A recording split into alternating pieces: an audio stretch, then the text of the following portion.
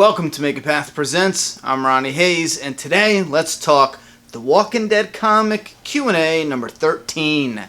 Now I want to dive right into the questions, so if you're new here, you can find the rules to participate down in that video description. If you make another fucking noise, I will smash you! First up, we got Harold Lauder. I don't know how to pronounce it, and I don't give a fuck. Just kidding. Don't get so sensitive. Alright, Harold. Will the survivors ever go to the White House or any other places in DC to clear it out? Part of me wants to say that would be kind of corny. You know what I mean? Just to see certain landmarks that in depth. Another part of me feels like they did it enough justice having it in the White House. I like little glimpses like that. You know what I mean? I don't know. Something about certain places I just feel like they shouldn't go to. But that's just me. But if the story's done right, they can go anywhere, you know, and they can make that work. Absolutely. Heisenberg. Do you enjoy the explanation for Negan's backstory? Personally, I find it incredibly cliche and predictable. His wife has cancer and names the bat after her. It's a step down in terms from Kirkman's writing. Listen, when somebody isn't liking the backstory for certain reasons, I totally understand and I totally get it. However, I will always debate that predictable isn't always a bad thing. When you're in touch with a story, when you're a fan and you're following something for a long time, depending on the story and how it flows, and depending on a character's traits, some things will become predictable. Or maybe I should say characteristics traits. Who remembers that? So predictable doesn't always mean it's bad. However, yeah, in Negan's situation, it does feel like that story is there for Image Plus to push that magazine, which, if you listen to Charlie Adler, he let something slip that I don't think he even meant for it to slip, but they were talking about the backstory, and they said they were approached, and there was a lot of discussion, a lot of push to get them to do it. But once Kirkman wrote the story and Adler started working on it, he said this is some of the best writing Kirkman's ever done. But I find it interesting, the first thing he says is there was a real strong push to get them to do that. They initially didn't want to do that, or at least Adler didn't. Now I have to look and double check at his exact quotes, but it was definitely something along the lines of that, which means that Image must have said, Negan's hot right now, we need something. So yeah, Negan's backstory is there to push Image Plus. Not only that, it will sell.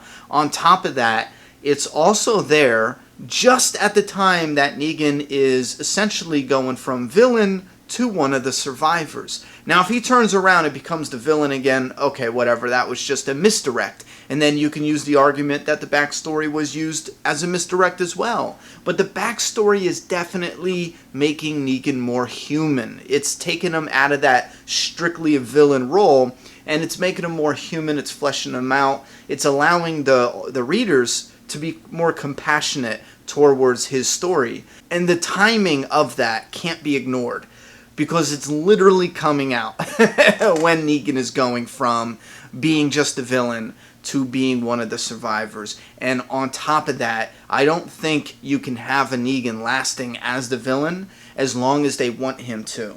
A villain like Negan is either winning in the story, he's either, well, dead, or he's fighting. There's nothing else other than a jail cell, which that is basically putting his story on hiatus for now. That's it. It's just basically putting his story on hold in the jail cell. They did that. So for him to come out of the cell, he either has to be winning or fighting the survivors, in my opinion, to stay a villain. But if they use the backstory to flesh him out, to make fans more receptive about him joining forces with the good guys, in a way, because I don't think it's going to be that black and white. We'll have to see it play out. So when you say you're not enjoying the backstory, there's parts where I definitely understand. Fans that don't like it, I definitely understand certain parts why you don't like it.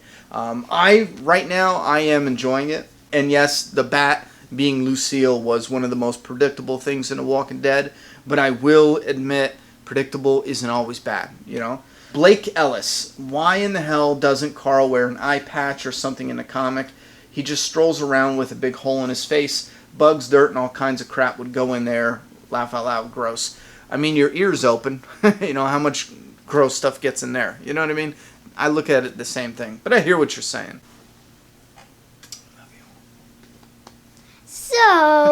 You couldn't resist. I'm going to be taking over the video while he's gone. He's going to come back and then he's going to take over the whole video. What kind of chips do you want? So, as you may know, let's turn this down a little. There we go. A little bit more. There. We already read that part, right? Yeah. Okay, you can take over the video now. Thank you. I read a little, spelled it out. Did you?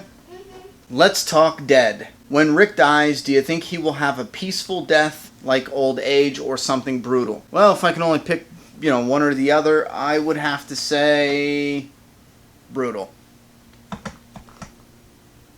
I was getting too close to the top of the frame. I don't know how that happened. I had to bring the chair down. Brian Akim. Was there a 4-year time skip after 126? This would make Carl 13. Yeah, I think Kirkman did say Carl's around 13. And the time skip doesn't work with an exact year. Kirkman did admit he wants to leave it open so that way there's nothing that could be brought up later and it could be like, oh, you said 3 years and it was more like 3 years and 2 months. And I agree with him completely. With the time skip, as long as you know it's somewhere in between 3 or 4 years, that's it. That's all I need. I don't need to know it was exactly, 3 years, 4 months. So I'm going to say between 3 and 4, you're good. Sergeant Rebel Force. Ronnie, what do you think the relationship between Rick and Negan will be like post-Whisper War, if they both make it out alive? That's a difficult one.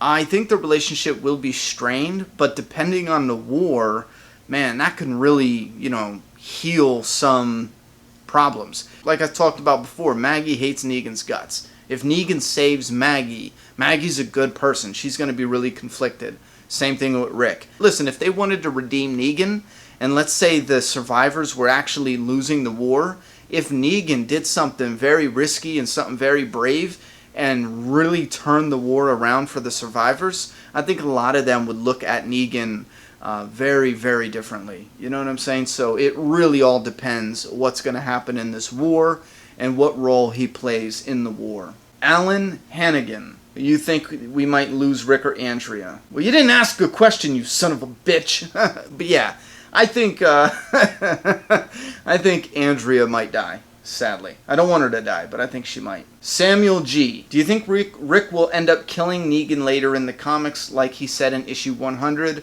Or do you think they'll have another character kill him? All this stuff with Negan, I really, really think that they're building him up to last a while. So I honestly don't know what they're going to do with Negan's death. I think it feels pointless, in my opinion, to have the backstory and then kill him in the Whisper War, But if eventually down the line, if they have Negan and Rick butt heads again, it could even be over leadership or whatever. Yeah, they can write the story to come back full circle and have, Rick kill Negan for a number of different reasons. Lucas Janat. Do you think that if the Hilltop gets attacked by the Whispers, Maggie will die? That's rough. I really, really want to see the story play out where Maggie has to face a free Negan who's now one of them. And I think that trumps any death they can give her in the Whisper War, in my opinion. So I don't want her to die. But I think she could, Bob Jackson.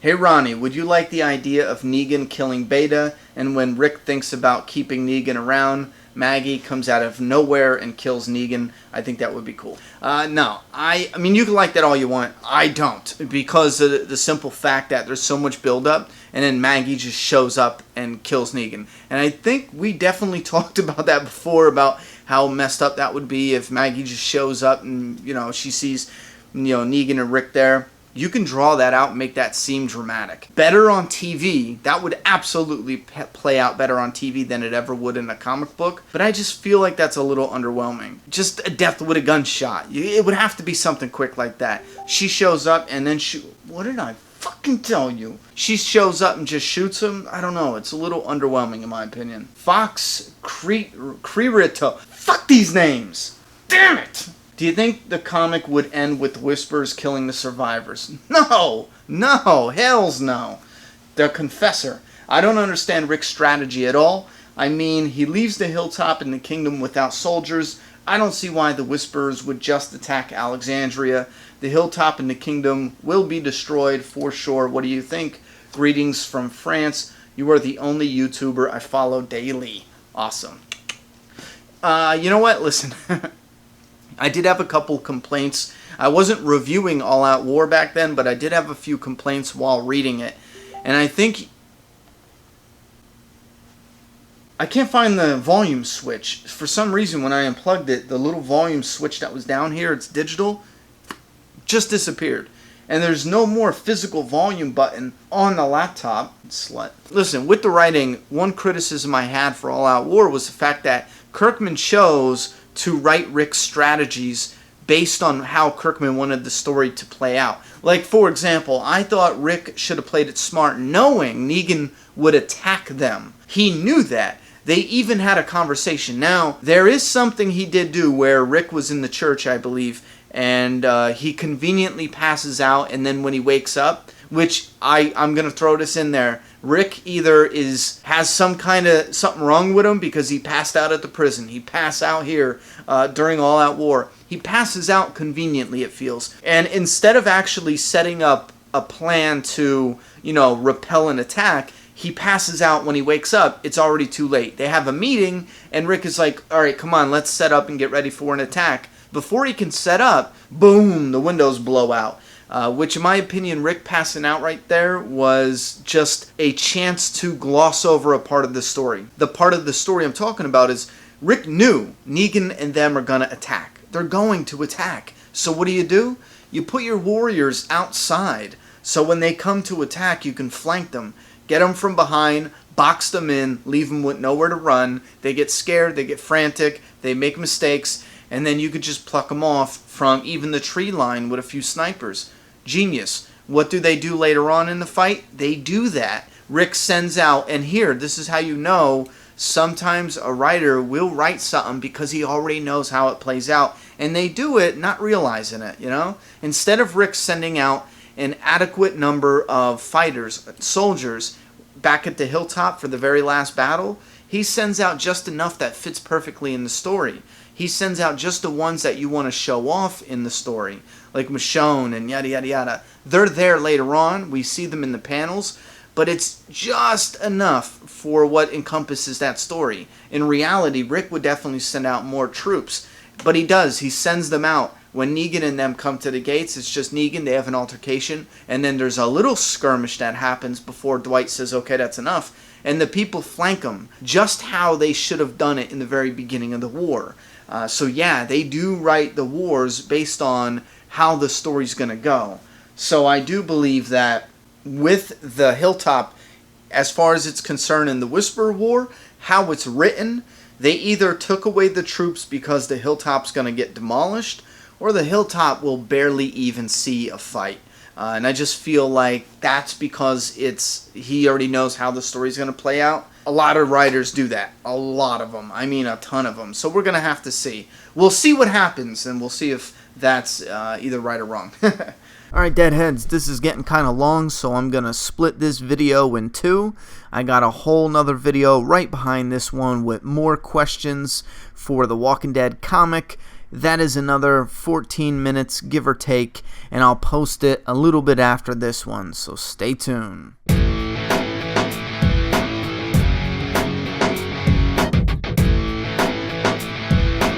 Subscribe now.